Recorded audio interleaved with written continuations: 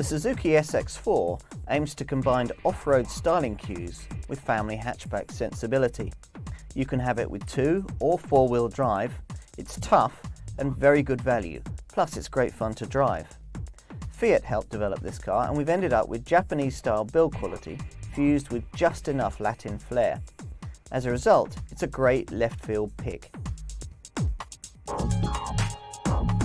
You wouldn't, would you? I mean, look at the Suzuki SX4. It's not the type of car you'd willfully take off-road. Despite having as much ground clearance as the Suzuki Grand Vitara 4x4, it's not really cut out for off-road antics. Instead, think of it as a sort of car that's perfectly equipped for the kind of weather the British climate likes to deal us once in a while.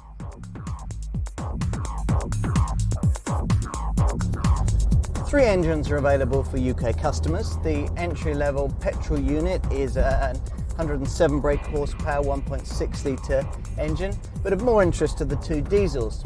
There's a Fiat sourced 1.9 litre 120 brake horsepower DDIS unit, or a Peugeot sourced 89 brake horsepower 1.6 litre DDIS unit.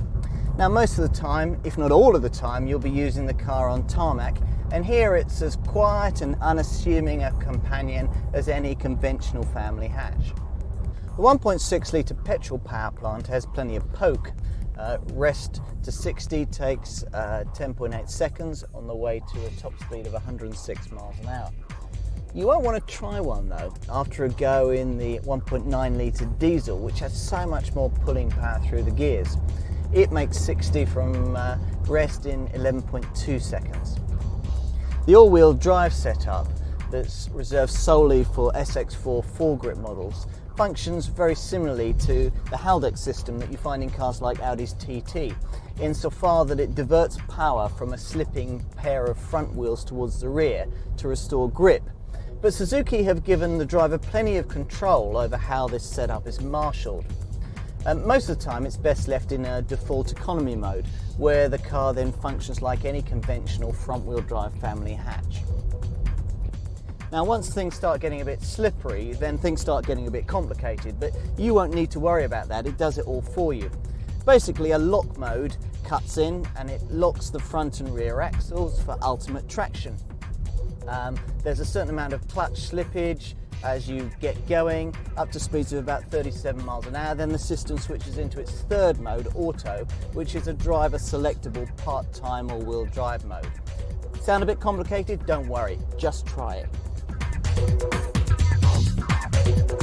The Suzuki SX4 is certainly not a proper compact 4x4, the kind of car that goes head-to-head with the kind of Nissan X-Trails and Land Rover Freelanders of this world.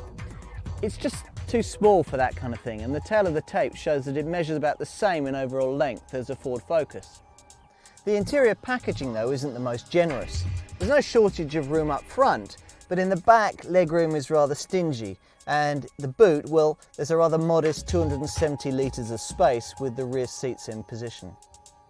The rest of the interior news is pretty good.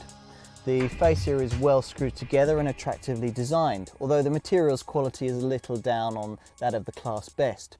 Perhaps the best that can be said of it is that it's unthreatening and very intuitive. It is perhaps a little short on showroom wow factor.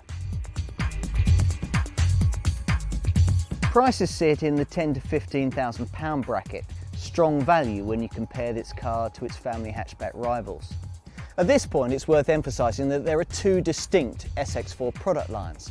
The foregrip and GLX models are distinctly SUV in appearance, with alloy wheels, wheel arch extensions, side protection mouldings, side under-sill protection mouldings and front and rear skid plates. The foregrip model has the intelligent four-wheel drive system that's well worth the extra outlay.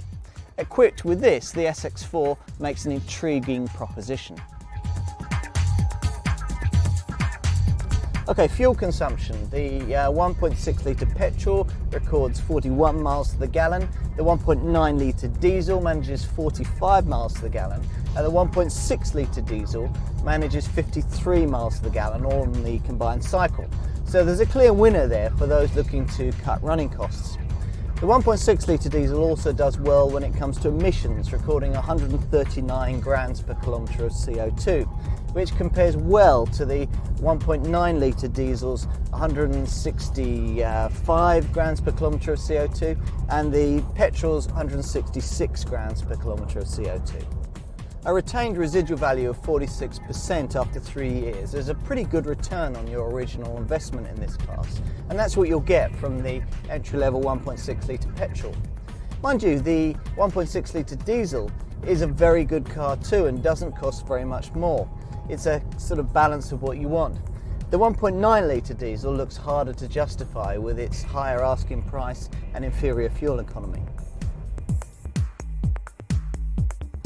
Suzuki has in the past bought us any number of interesting cars, and here's another one.